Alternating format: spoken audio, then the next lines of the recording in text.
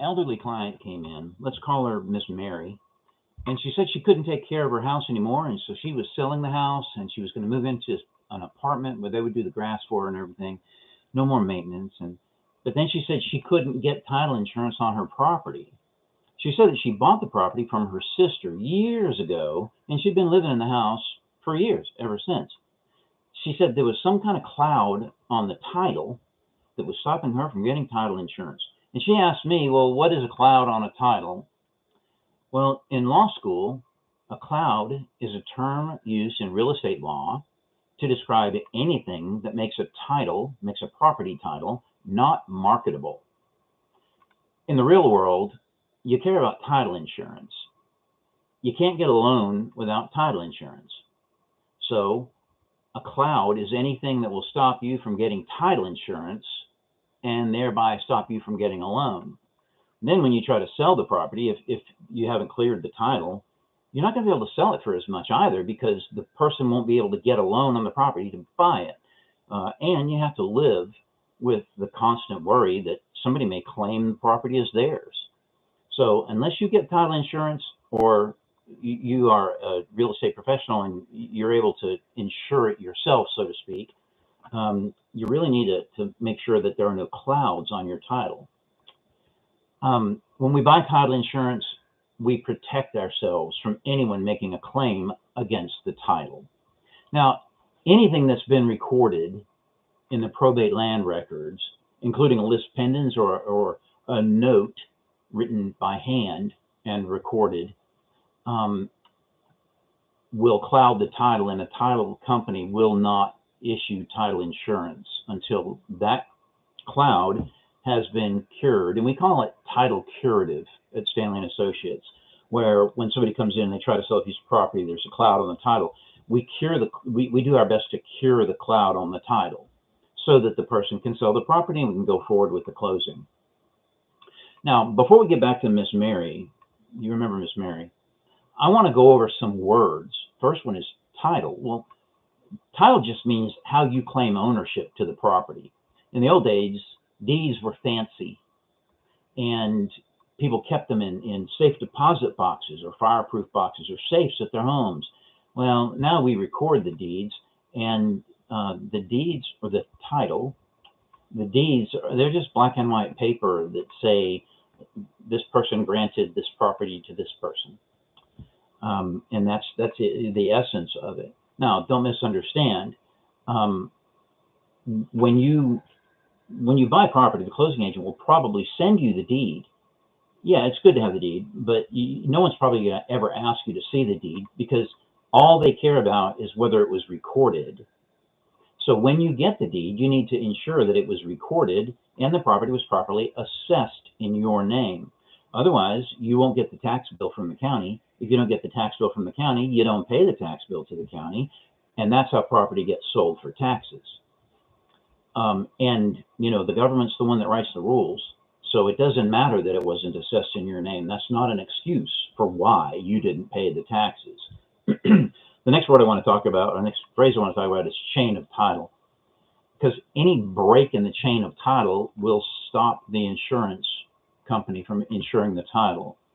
Also, in Alabama, the law says that the clerks are not allowed to assess the property. I'm sorry, they're not allowed to record it if there are certain things that are on the deed, then they can't record it. And if there are certain things missing from the deed, then they can't record it. But then when they go to assess it, there cannot be a break in the chain. If there's a break in the chain, they can't assess the property. Now, we do have one county that I think they just don't understand what the Attorney General opinion said.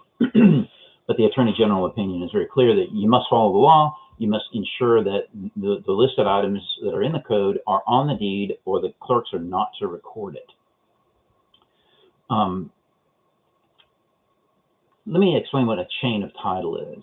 A chain of title is a chain, meaning this person to this person to that person. So Greg has a deed that he got from John. That's the first link.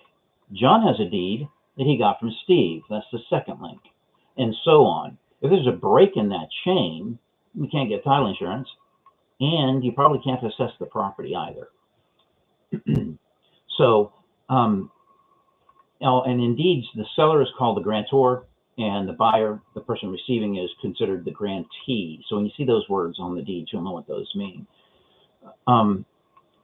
Remember this rule of thumb. A deed is not effective until it's recorded. Now, I've said that before in law school, but you can also apply that to debt. An encumbrance on the land is not effective until it's recorded.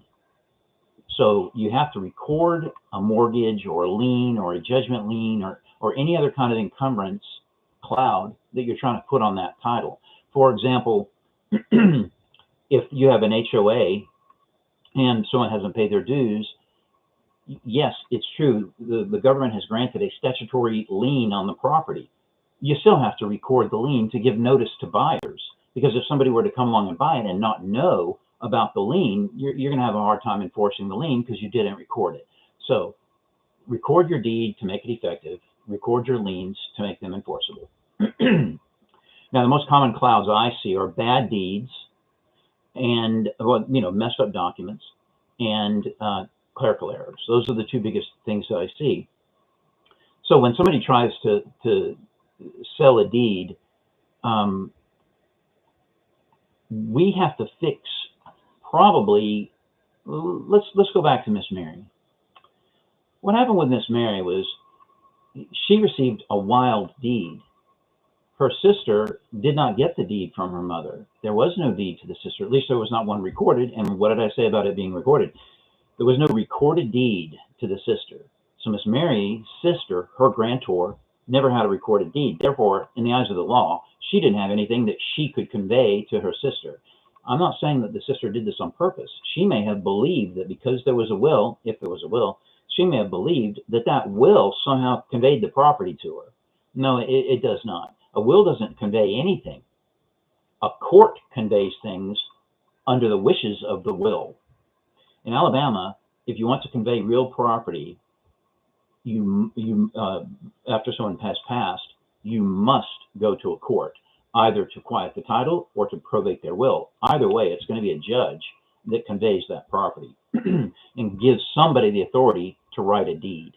Oftentimes, you'll see an executor's deed or an executrix's deed where the person was the personal representative or executrix for the decedent, the person who passed away. The probate judge has to approve the sale of any real property.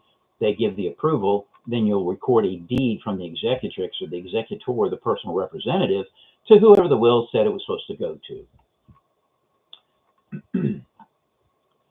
So the common clouds found on the probate land records are defective documents, defective deeds, wild deeds. So for example, Miss Mary's deed was a wild deed because it didn't have a predecessor. It was just out there by itself. It was wild. It did not link in the chain to any preceding deed. She can say, well, my mama owned it and my mama gave it to my sister, all she likes. No one's going to issue title insurance on that property until the deed is quieted. I already mentioned we have two options here. We can either quiet the title remember this lady's passed, so we can't go get her to do a corrected deed or something. So we can either quiet the title in circuit court, or it's possible that we could probate her estate. It's probably too late to probate the will because they expire after a certain period of time. But we could probably probate the estate and have that personal representative pass the property on through a personal representative or executrix's deed. Let's see. Now, remember, in that case, Mama passed 30 years ago, so we weren't going to be able to probate the will, but we could probate the estate, not the will. So you should always make sure that your seller actually has something to sell to you.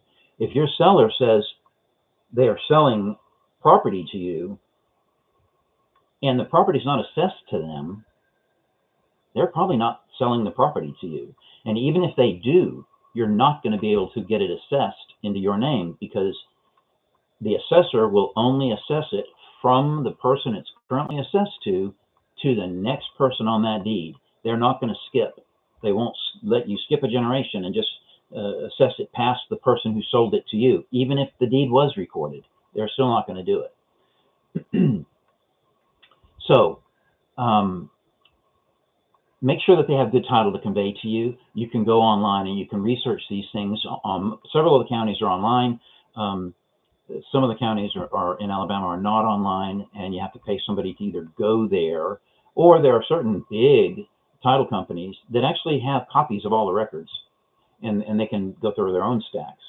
So in summary, a cloud on a title is a claim against the property or a defective document that stops the insurance company from issuing title insurance.